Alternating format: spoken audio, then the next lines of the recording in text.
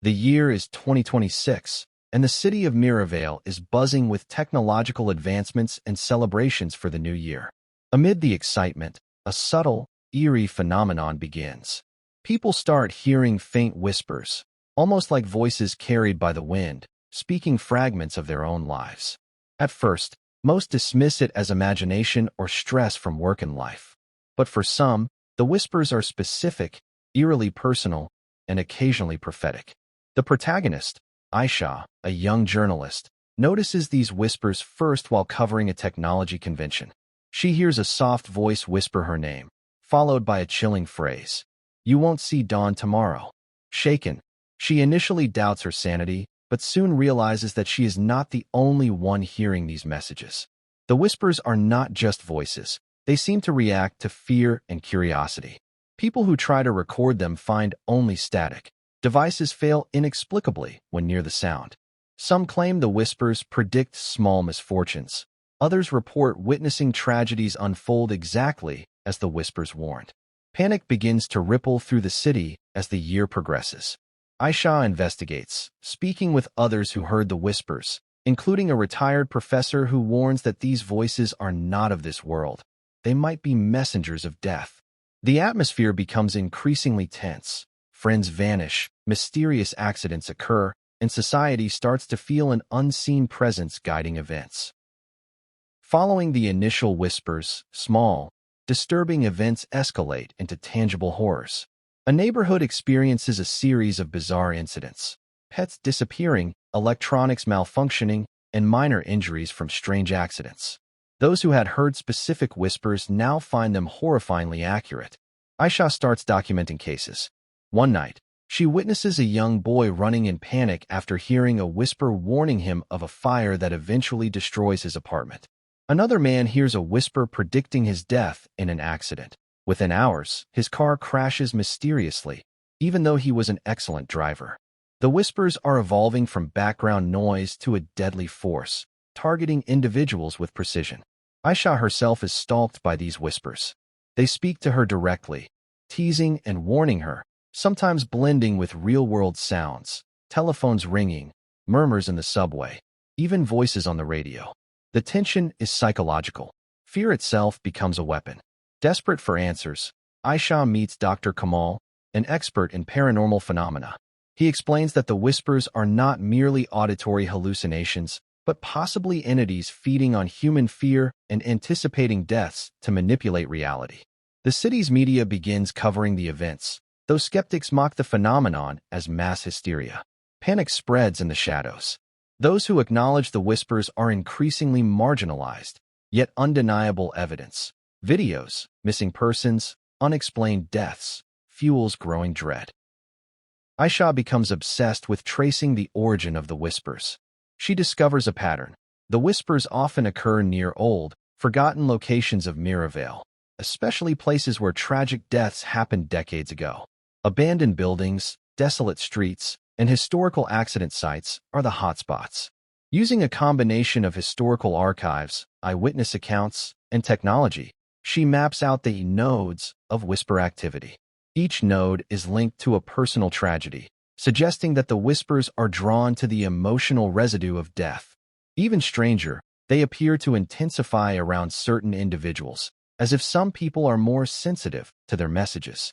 A mysterious figure emerges, an old man known as Elias, who has studied the whispers for decades. He claims the voices are a form of collective consciousness, a spectral warning system that humanity has ignored for centuries.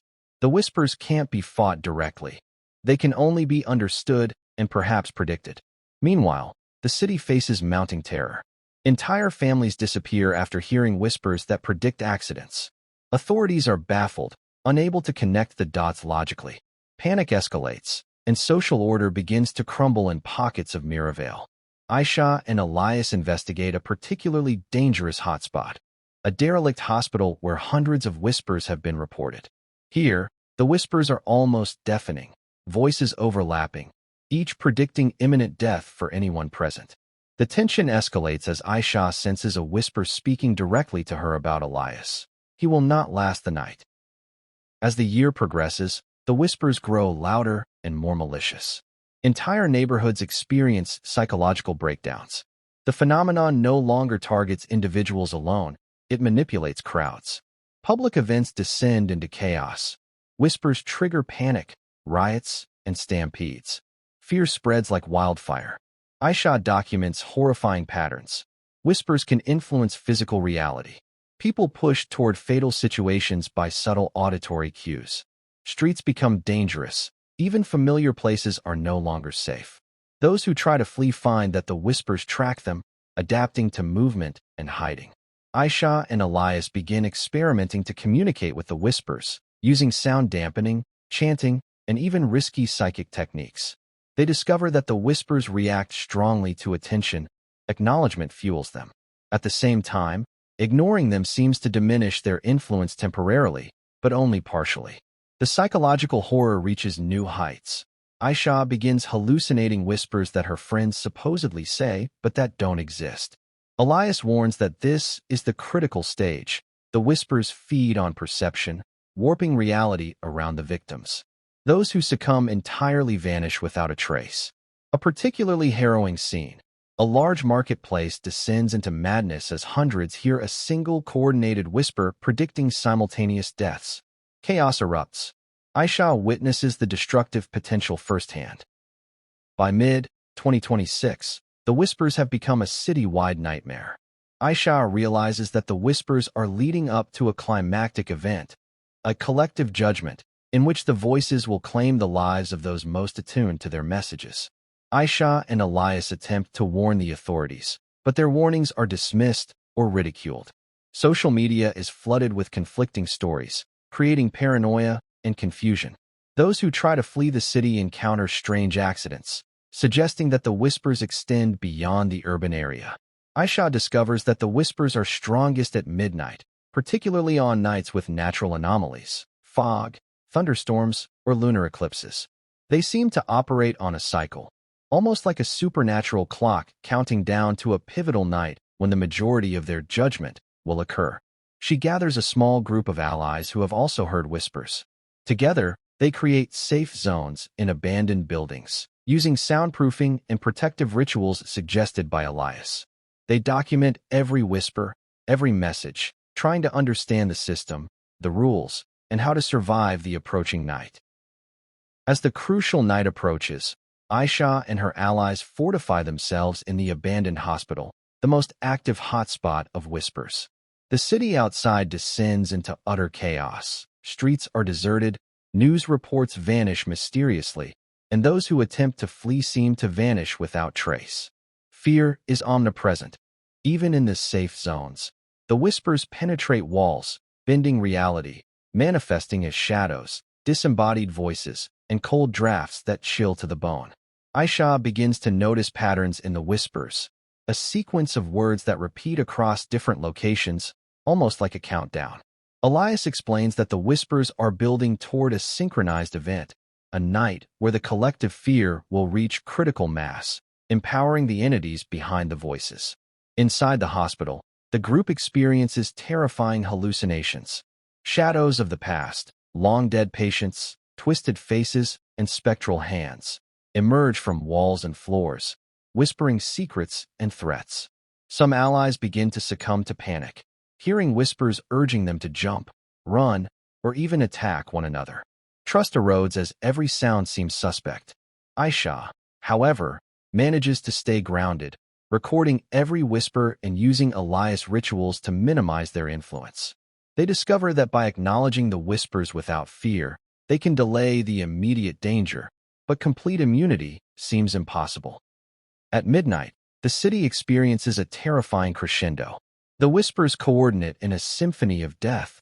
Walls seem to breathe, floors tremble, and the air vibrates with low, sinister voices. Those who have not found shelter are struck first.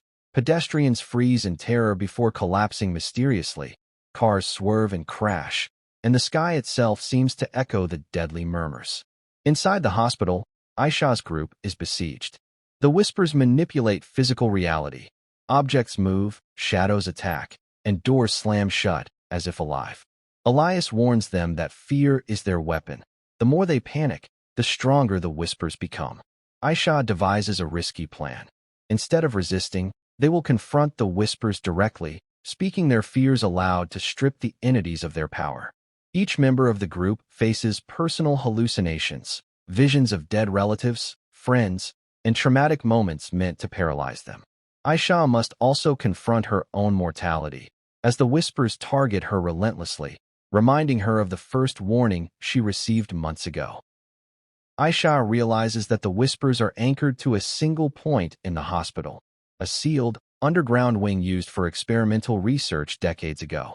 They descend into the darkness, finding old journals and recordings detailing a failed psychological experiment aimed at predicting human behavior.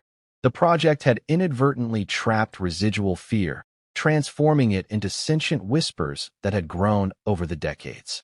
The whispers intensify as they enter the wing, manifesting as walls of shadow and chilling voices that repeat personal fears. The group is tested. Each member must confront the aspects of their past that the whispers exploit.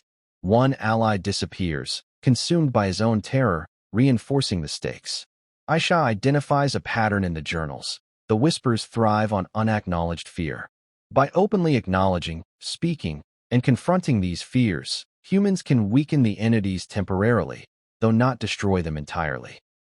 Using the knowledge gained, Ayesha orchestrates a daring plan. She and the surviving allies perform a ritual combining sound, light, and deliberate exposure to the whispers, aiming to disrupt the entity's coherence. The whispers retaliate, creating illusions of inescapable corridors, vanishing exits, and terrifying apparitions that force the group to question reality. The climax is intense. Shadows twist into grotesque forms. Whispers shout simultaneously in dozens of languages, and the temperature drops to freezing. Each ally is tested. Some nearly succumb to madness. Others rely on Ayesha's leadership to endure. Finally, Ayesha confronts the main entity, the embodiment of collective fear. She speaks her fear aloud, challenges it, and forces the whispers to acknowledge her courage. The entity shrieks and momentarily dissipates, creating a window for escape. The city of Miravale begins to recover, but subtle remnants of the whispers remain. Some people report hearing them faintly, even in broad daylight, suggesting the entities were never entirely destroyed. News reports downplay the events, labeling them mass hysteria, but survivors know the truth. Ayesha continues documenting the whispers, determined to warn humanity of their existence. The story closes on an unsettling note. She hears her own name whispered in the quiet of her apartment, followed by the chilling words, "Tomorrow is listening."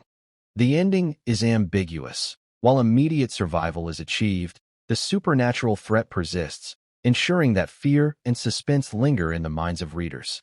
It sets the stage for potential sequels, leaving the audience with a sense of dread and curiosity about the whisper's next manifestation.